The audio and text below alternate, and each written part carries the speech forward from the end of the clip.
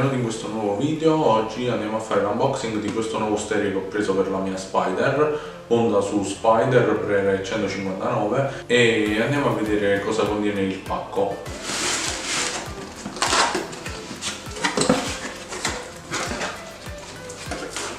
Allora, sono presenti le istruzioni e le palette che sono molto utili per montare sia le frecce che anche lo stereo. Poi c'è questo cavetto che va collegato da questo lato allo stereo esistente, da questo lato alla centralina per recuperare i comandi al volante, che è già presente in questo pacco da questo lato, e poi i cavetti ausiliari, tra cui quelli dell'alimentazione, che ci possono servire. Anche qui altri cavetti vari.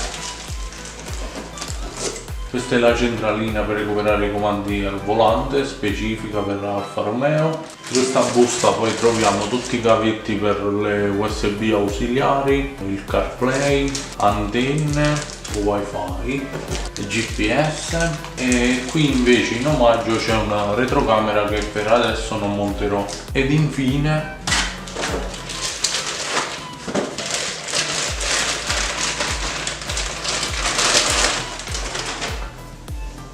eccolo qui lo stereo touch. Frontalmente ha il volume, la stazione radio, GPS, microfono, home, SD, perché ha la possibilità di inserire anche SD frontalmente. Questo, a differenza della Toto, è frontalmente 2 DIN, mentre dietro è un solo DIN. Quindi, siccome a me monta la centralina Bluetooth per le chiamate e la Toto praticamente dava fastidio e l'avrei dovuto rimuovere questa centralina, con questo da un DIN penso che quella centralina non debba essere rimossa. Ed inoltre andiamo a fare un upgrade per lo stereo. Adesso proseguiamo con lo smontaggio del vecchio stereo e il montaggio del nuovo stereo.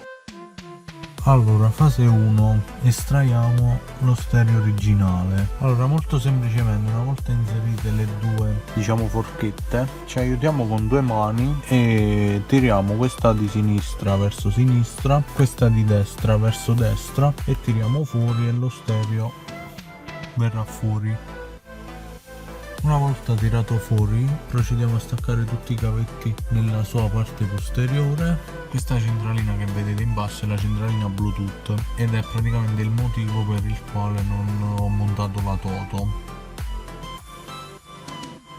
Allora, adesso che praticamente ho testato che tutto è funzionante, ho messo anche del nastro davanti alle porte che non utilizzerò, compresi questi 2 che potrebbero portare corrente, così evitiamo contatti all'interno nel caso si sfili il cappuccio.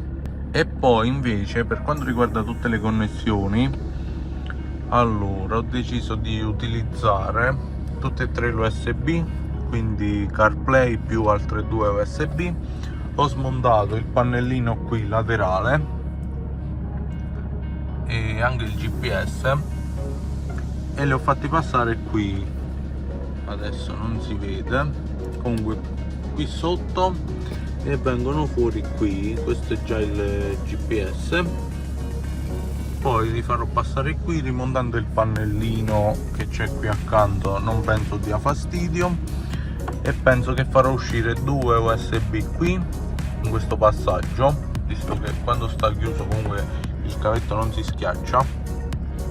Allora, adesso ho acceso il LED così si vede meglio. Praticamente qui il cavetto non si schiaccia, chiuso, rimane libero, chiuso il porta oggetti.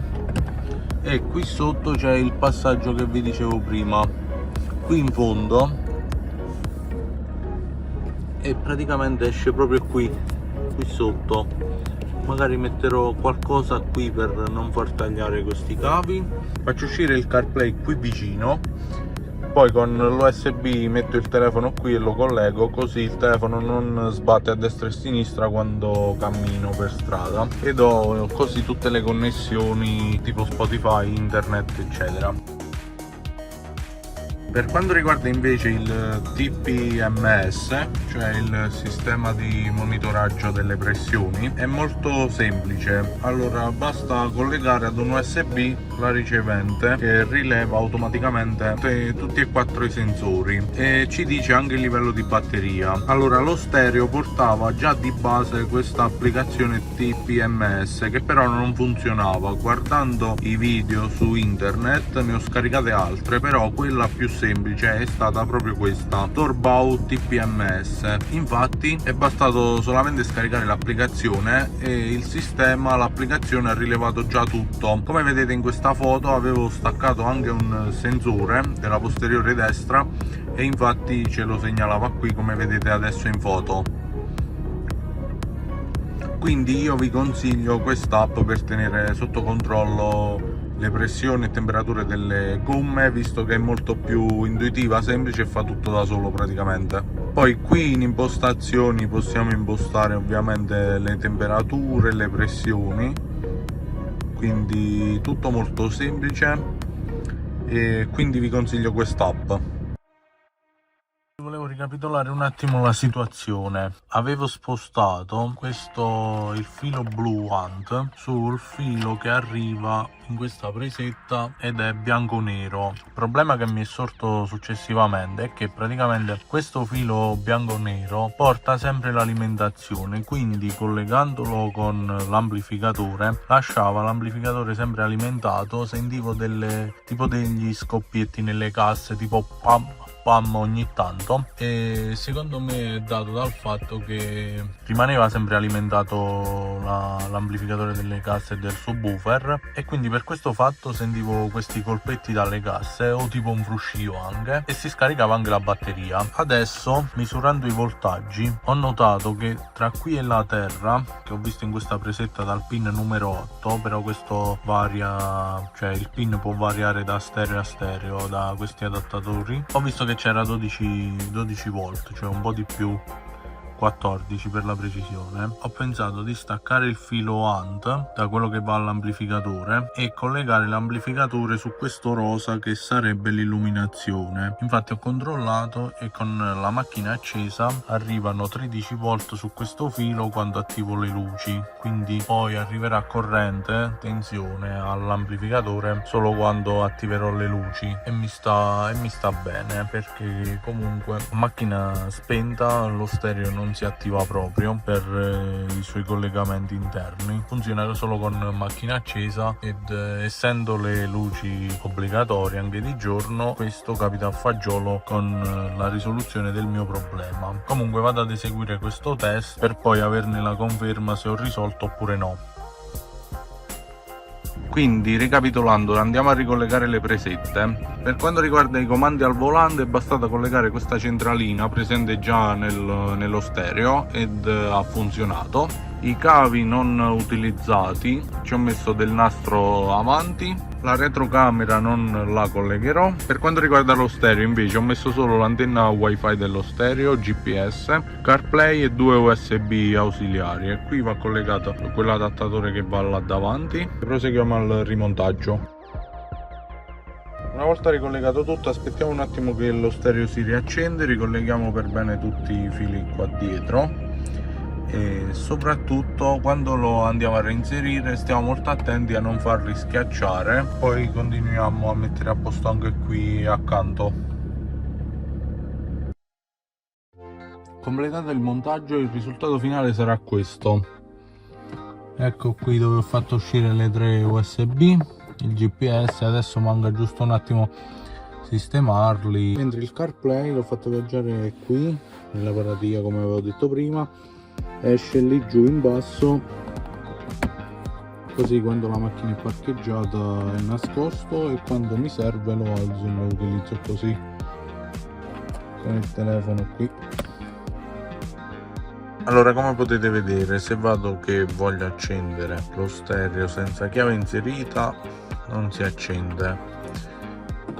All'inserimento della chiave qualche secondo e parte. Acquistando il car launcher a gamma car avrete questa personalizzazione della schermata principale che vi consiglio perché è molto figa, per 3-4 euro dal Play Store ovviamente. Questi sono comandi personalizzabili, schiacciando potete scegliere in realtà cosa aprire. Vabbè, apre le app, però per esempio con musica potete impostare, io adesso ho impostato che apre automaticamente Spotify. Questo è personalizzabile al 100%, io ho messo Spotify, potete mettere qualsiasi altra applicazione. Adesso lo connetterò al CarPlay e vi faccio vedere che funziona. Basta andare col menu a tendina in basso, adesso c'è troppa luce, e cliccare su Smartphone Link.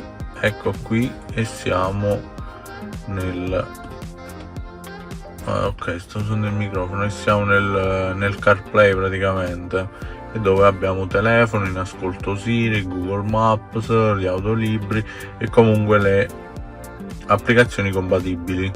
Nel caso facciamo tasto home, torniamo indietro. Vabbè, adesso non prende né GPS né altro, scorriamo di nuovo in basso e andiamo con Storbau TPMS. Ancora torniamo indietro. Dopo più di qualche mese, devo dire che l'ho presa a dicembre, siamo a giugno praticamente perché oggi è 31 maggio. Dopo tutti questi mesi posso dire che questo stereo è davvero eccezionale per la facilità di comunicazione, per il fatto che ha solamente anche il CarPlay.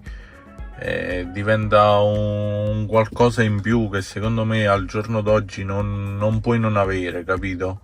Davvero uno spettacolo. Bene ragazzi, cos'altro aggiungere? Secondo me uno stereo del genere va aggiunto anche solo per il fatto di avere il CarPlay, che è davvero molto utile al giorno d'oggi, insieme a tutte le app che sono compatibili con lo stereo. Senza entrare troppo nel dettaglio come le pressioni delle gomme o torque per chi conosce quest'app. Sono molto soddisfatto di questo acquisto, ringrazio Settimio, Raffaele e mio padre con i quali mi sono confrontato durante il montaggio dello stereo. Bene, il video termina qui. Nel caso in cui avete altre domande o curiosità, scrivetele qui sotto nei commenti oppure vi lascio il mio account Instagram, potete contattarmi lì. Ci vediamo nel prossimo video, ciao!